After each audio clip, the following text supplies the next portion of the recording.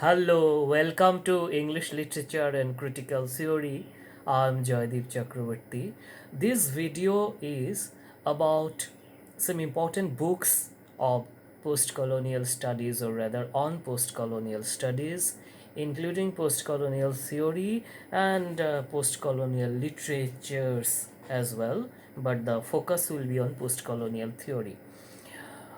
In response to many of my videos related to post-colonialism, quite often some of my audiences have asked me to recommend a few books on post-colonial studies, obviously for research, MPhil, PhD, etc. Because in general, at the MA level, you don't need so many books for the prescribed studies, but at higher level, we do need.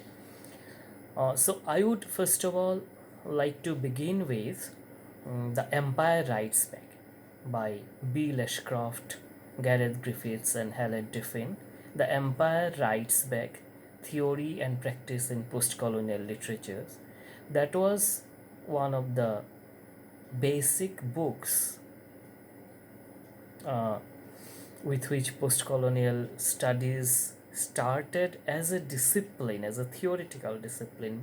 But more importantly, later there have been some other books which have been found to be more useful and then maybe more inclusive also. And one of those books which I personally recommend is Ania Lumba's Colonialism and Postcolonialism. The thing is, most of the important theoretical issues related to postcolonial studies and even colonialism that we deal with in postcolonial studies are presented here in a very lucid way with examples, say race, the issue of nation and nationalism, you know, the imagination of the nation as a woman or mother, you know, colonialist or orientalist representations of the colonized nations, hybridity, all these issues are there. And in the second edition, there is a kind of defense of the continuation of post colonial studies, some justification, because already there are pressures for so many from so many quarters that colonialism is long dead and gone, so why should we be dealing with post colonial studies? uh, there are two mistakes here. First of all, uh, they somehow understand that post-colonial means after the end of colonization, which is not what we mean by it in post-colonial studies. Rather, it is from after the onset of colonialism, and for us, colonialism still continues in so many forms, especially economic, power group, pressure groups, especially of the Euro-American countries, which generally overpowered the other parts of the world, with the possible exception of, say, countries like, I mean, not countries like, say, China. China is possibly one of the, you know, Asian countries which is very powerful, not the rest. So colonialism anyway continues. So is the need for post-colonial studies. So Ania Lumba's book is highly readable and it will be rewarding. Similarly, I want to recommend another book. It is by Alec Boehmer. She has, studied extensively on India related issues. And then, of course, in Ania Lumba's book also you'll find a lot of Indic things, but then in Bohemia a lot more. And this is primarily about post-colonial literatures, okay, not so much the theory, but then theoretical issues come in.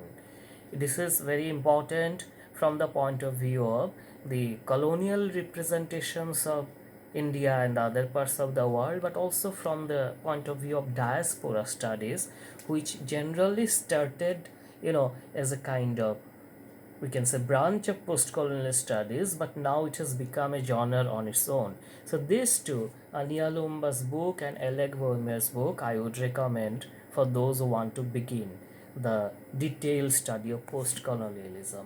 Then there are two books which are good, but then which are written in a very uh, terse language, full of jargons, and rather in convoluted styles, which beginners would find difficult. Unfortunately, I started reading post-colonialism with this book, with one of these, but then it was initially rather difficult for me also. So that's why I these days recommend that you read the other two books like Anya Lumba or even Bill Ashcroft book, Alec Bowman, and then go to this. So these are Leela Gandhi's book, Post-Colonial Theory, a Critical Introduction.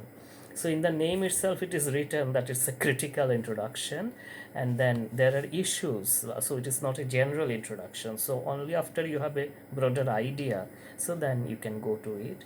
Now this is very important entries related to, for example, third world feminism or post-colonial feminism. Say a whole chapter on Edward Said and his critics, and also it deals with the issues of post-nationalism or transnationalism. But very importantly, in the beginning of the book itself, it invokes a post-colonial theorist which most others till the book was written never invoked as a post-colonial theorist or say thinker. That is Mahatma Gandhi. Actually, the book more or less begins with yesterday we had Gandhi related auspicious day, 2nd October, today is the 3rd. Anyway, so uh, Leela Gandhi begins the book with with a kind of comparison between the modes of anti-colonial struggle and resistance presented by Frantz Fanon on the one hand and Mahatma Gandhi on the other hand. Fanon was in favor of, whenever it was required, violent opposition to colonialism, while Gandhi's way was non-violent. We had in India also Subhash Bose and others who had a Fanonian kind of thing. So this is the difference. And finally, more or less, so far as the field of post-colonial studies as an academic discipline at least is concerned, I think a larger part or the greater number of the scholars want it to be a non-violent revision of history. We don't say that since the British or the Portuguese and others that colonized us, let us go and colonize them, because that kind of thing, as Gandhi said, that if you follow the eye for an eye thing, the entire world will go blind. But then we keep reading so that we know how we have been made and unmade, and also so that in future such kind of colonial operations can be avoided, even in the present. So even reading itself can be an act of resistance. Though there are controversies related to this, can reading itself be an act of resistance? But I believe it can be, because reading does not, if you read with understanding, reading does not remain in your mind only. So to a greater or lesser extent, the knowledge that you gather, the information that you internalize will be reflected in your actions. So anyway, so Leela Gandhi's book, actually she is one of the descendants of Gandhiji himself also. So this is important. And then there is another similarly rather condensed and critical book by Benita Perry. So Postcolonial Studies, a materialist critic. This is more or less in the line of the materialist implies Marxism, Marxist studies broadly, though there are more to it. But then, yeah, it more or less is a critique of post-colonialism. Critique does not actually mean, okay, that is criticism or opposition. This book is to a great extent in support of post-colonial studies also, but then there are lacunae which have been brought out. And that way, another book, I don't have it with me right now, so I cannot show you. But then this is a fierce criticism of post-colonialism, that is by Ijaz Ahmed. Anyway, about now these I won't recommend as of now, because the issues have been addressed. The issues raised by Ahmed have been addressed in details in, for example, Leela Gandhi's book. So you might read it later because I'm addressing the beginner. So in a way, you see, Anya Lumba, Eleke Boemer, Leela Gandhi, Benita Perry. Now, do you see a similarity with all these four writers that I have recommended? One very interesting thing is they are all women, and then women and post-colonialism have a very interesting, productive and mutually reinforcing linkage. and their Gayatri Spivak and Chandra Mahanti, they all become important, Boima herself and Anya Lumba. So these are some of the books which I would request that you should read. In addition, there are anthologies because except say Benita Perry and these days in a way Leela Gandhi to some extent, all the other writers, with all due respect that I have mentioned, they are not generally known as first and post-colonial critics. They are rather educators, or they are giving us what the core theorists like Saeed Bhaba and others have given. But then we need to read first hand the accounts of those people also. So in a way, Orientalism is a must reading by Edward Said. It goes without saying, of course.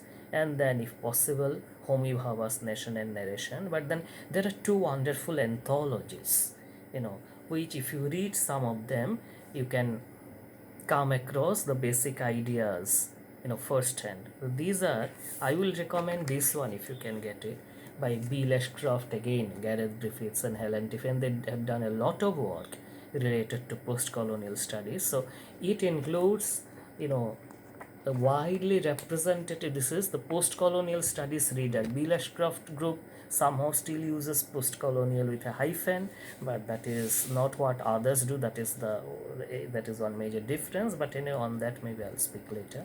But this is a must read and must have at least some of it. And so it has essays which have been included under sections divided uh, with the headings like education, use of place or space, and then race. All the important aspects of post-colonialism have been covered with uh, selections from the original critics or original post-colonial critics. The same has been done in a slightly shorter way by another anthology, a contemporary post-colonial theory, a reader. This is by Padmini Mongia. The earlier one, that post-colonial studies reader, is a Routledge publication, and the Mongia book is an Oxford publication. So these are the 6 books. But then again, if someone is say slightly confused, if you still wants me to be more selective, then I will recommend 3: Anya Lumba, Oleg Boehmer, and then Postcolonial Studies reader by B. Leshcraft and others. So, and then there is another book which again I don't have before me. There are so many books I have to rummage through at times, and it's not that I have read all of them, but it's necessary. Sometimes you need to refer to, and later you may read. So there is another important book by B. Leshcraft and others, Key Concepts in Postcolonial Studies, that also comes in handy, not handy rather, it's a kind of very erudite selection. And these days, unlike our times, it is easier to get books because so many books are available if you search online, free of cost also. But if possible, it is always, I think, better to have hard copies, though this is an ecological concern as well. But anyway, so I think Anya Lumba, Oleg Boehmer, and B. Leshcraft, Helen Tiffin, and Gareth Griffiths.